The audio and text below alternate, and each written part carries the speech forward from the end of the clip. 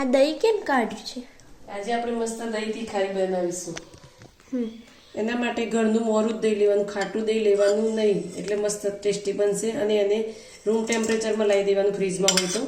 પછી એકદમ ફીણી લેવાનું એને આ રીતના. જો આ રીતના આપણું દહીં એકદમ સોફ્ટ લીસું બની દેવાનું, જેથી દહીં ફાટી ના જાય પાછળથી. તેલ ઉમેરીશું. તેલ થોડું આગળ પડતું રાખવાનું. થોડું ઉમેરીશું આપણે.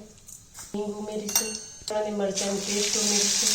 સૂકું મરચું કરીશું. ડુંગળી, જો તમારા ઘરે કોઈ ડુંગળી ના ખાતું હોય તો એ વસ્તુ સ્કીપ કરવાની તમારે. મીઠું નાખીશું થોડું.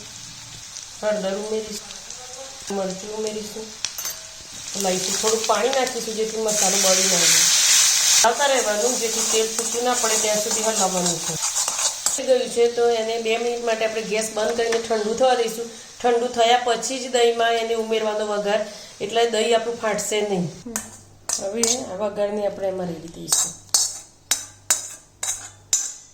કેટલું મસ્ત હે આપણું દહીં તીખારી તૈયાર છે. હવે ધીમે ધીમે એને હલાવતા જઈશું, જેથી દહીં ફાટે નહીં આપણું.